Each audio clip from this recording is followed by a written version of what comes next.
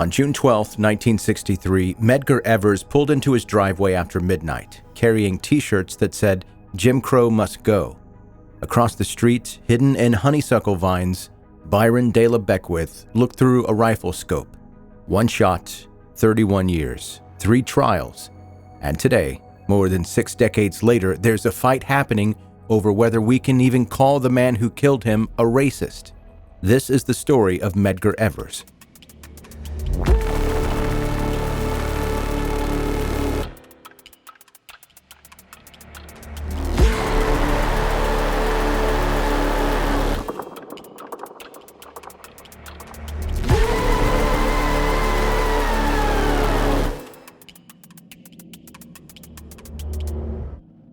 So I'm going to tell you about Medgar Evers, and I know you've probably heard the name before, but I really don't think most people understand what happened to him, or more importantly, what happened after. June 12, 1963, Jackson, Mississippi. Shortly after midnight, and Medgar Evers is coming home from an NAACP meeting. He's the field secretary for Mississippi, which basically means he's the guy on the ground doing the most dangerous work imaginable during the height of the civil rights movement. Everyone knows his life is in danger. His name is on multiple death lists. The family has already survived a firebombing. They practice crawling on the floor to stay low below the window line in case someone shoots at them. The kids sleep on mattresses on the ground. This is their normal. That night, President Kennedy had just given a televised address about civil rights being a moral issue. Medgar had stayed late at the meeting, probably discussing what Kennedy's speech might mean for their work. When he pulls up to his home at 12:30 a.m., he's carrying a stack of T-shirts that say, "Jim Crow must go." He gets out of his Oldsmobile. Across the street, Byron De La Beckwith has been waiting in a thicket of honeysuckle vines. He's got a 1917 Enfield rifle with a Golden Hawk telescope sight. He's been positioned there for hours, about 150 feet away from the driveway. And when Medgar steps out of his car, Beckwith fires one shot. The bullet hits Medgar in the upper back, goes straight through his heart, exits his chest, shatters the front windows of the house, bounces off the refrigerator, and gets lodged in the kitchen wall. Medgar somehow manages to stagger 30 feet toward his front door before he collapses. His wife Merle and their 3 kids hear the shot and come running. They find him on the doorstep, still holding those T-shirts. A neighbor helps him get to the University Medical Center. He dies 50 minutes later from internal injuries and blood loss. He was 37 years old. Now, let's talk about Byron De La Beckwith. Born in 1920, raised in the Mississippi Delta after his father died when he was 5. Marine Corps veteran who saw combat in the Pacific at Guadalcanal. He came home and made it his mission to preserve segregation at any cost. He was a charter member of the White Citizens Council, deeply involved in the KKK, and subscribed to something called the Phineas priesthood ideology, which advocated for violent purification of the white race. To him, Medgar was what Beckwith would later call a mongrel and a theological enemy. The forensic evidence against Beckwith was really solid. When he fired that rifle, the recoil was so powerful that the scope slammed into his right eye and left a visible bruise. Forensic experts call this scope eye. People noticed it. He also panicked after the shot and dropped the rifle in the honeysuckle when he fled. Police and the FBI found it within 24 hours. And then there was a fingerprint on the telescopic sight. The FBI matched it to Beckwith's military records. They arrested him on June 23rd, 11 days after the murder. You would think this would be straightforward.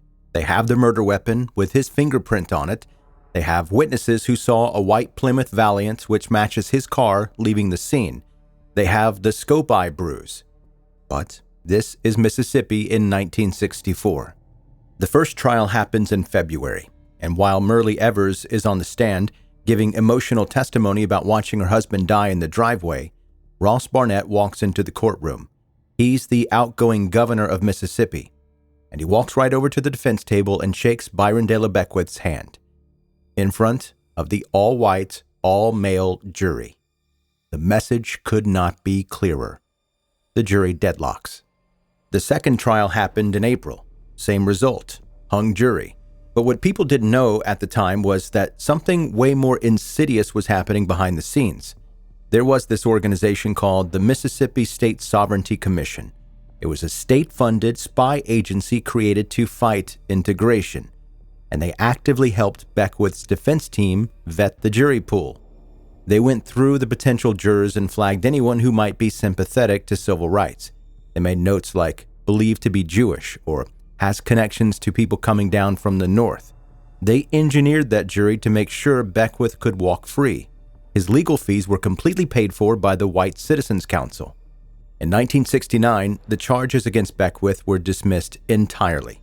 He became a folk hero in white supremacist circles. He'd show up at KKK rallies and brag about killing Medgar Evers.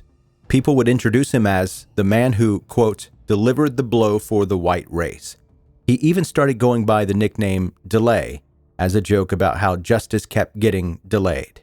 What a piece of shit. His appetite for violence caught up with him in 1973. New Orleans police arrested him on the Lake Pontchartrain Causeway with a timed dynamite bomb in his car. He was on the way to blow up the home of an Anti-Defamation League director. He got convicted for conspiracy to commit murder and served almost 3 years. Then he went right back to his old life, still bragging, still believing he'd gotten away with it. The case stayed cold until 1989. A reporter named Jerry Mitchell started digging into the Sovereignty Commission's files and discovered the jury tampering. That gave prosecutors legal grounds to reopen the case. But you're looking at a 30-year-old murder. How do you try a case when all the evidence is supposedly gone? Except it wasn't. Merle Evers had kept a certified copy of the court transcript in a safety deposit box for 3 decades because she suspected the official records just might up and disappear. Of course, she was right. The courthouse had lost their copy. During a police station cleanup, someone found a box with all the original crime scene photos and the fingerprint evidence. The murder weapon turned up in the home of a former judge who had kept it as a souvenir. And in the grimmest part of the whole process, they had to exhume Medgar's body for a modern autopsy. Because he'd been so expertly embalmed in 1963 and buried at Arlington Cemetery in a cement-lined plot with good drainage, his remains were remarkably preserved. His son Daryl was able to see his father's face for the first time in 30 years. The third trial happened in 1994. This time the jury had 8 black members and 4 white members. The prosecution brought new witnesses in, including people who testified about Beckwith bragging at Klan rallies for decades. Delmar Dennis, a former Klansman turned FBI informant, testified that Beckwith had boasted about the murder multiple times at white supremacist gatherings. On February 5, 1994, the jury came back with a guilty verdict. Byron De La Beckwith was sentenced to life in prison. He died there in 2001 at age 80. You'd think that would be the end of the story. Justice served, even if it took 31 years. But right now, in 2026, the story is taking another turn. In 2020, the Medgar and Merle Evers home was designated as a national monument. The National Park Service runs it. You can visit it. The bullet hole is still there in the window. But in February 2026, news broke that the Park Service had temporarily pulled the visitor brochures from the site. According to reports, the brochures are being revised to remove words like racist when describing Byron De La Beckwith.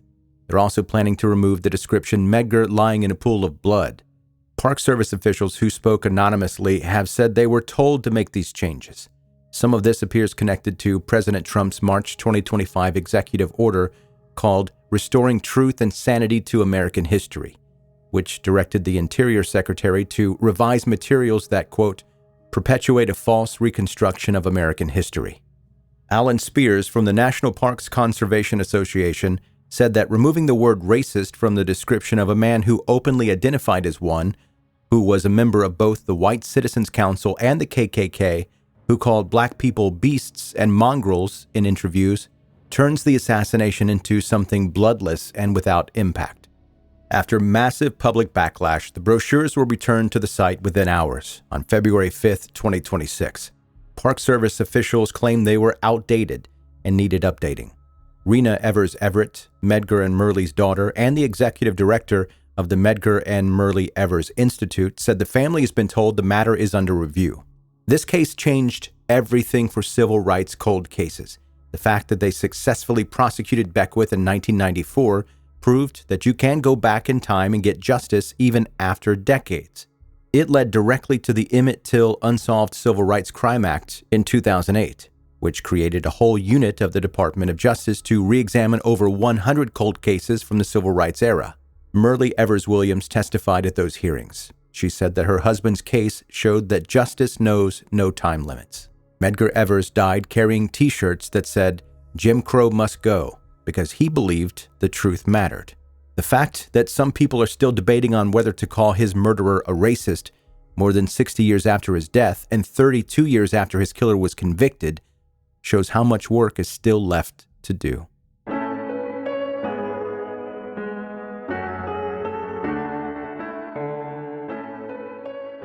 Thanks for listening to 10-Minute Murder, bingeable true crime stories. My name is Joe, I'm the host, and here's an email, subject, "Thanks for helping this mom celebrate Black history."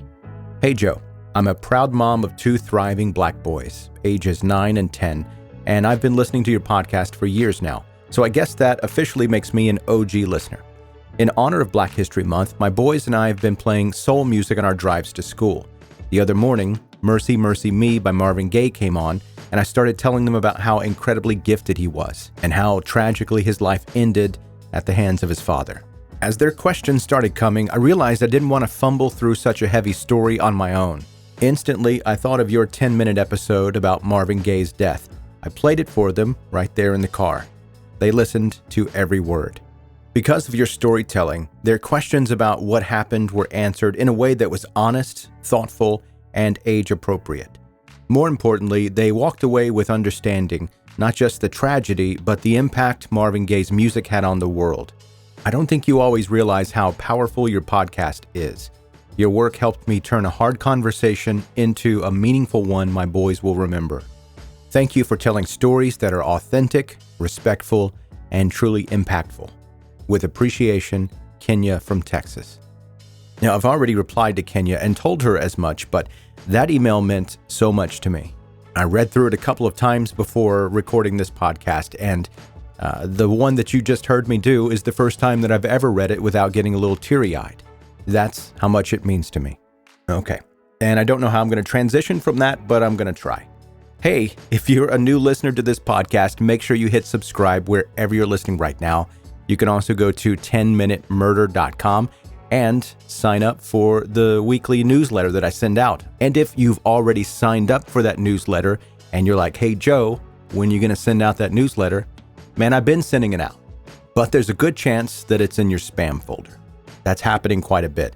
So if you've signed up for the newsletter, the weekly 10-Minute Murder newsletter, and you have not yet seen one and it's been at least a week, check your spam folder. And all you have to do is in your spam folder, click it and just move it to the inbox. And from then on, your email, whatever you use, like I use Gmail, they'll know, hey, this isn't spam. This is something they actually want to read. So let's put it in the inbox. And if you're an OG listener like Kenya, I love you. Please keep sharing this podcast with your friends and your family, rating it 5 stars wherever that's possible. And that's going to do it. That's your episode for today. Thank you again for listening to 10-Minute Murder. See you next time.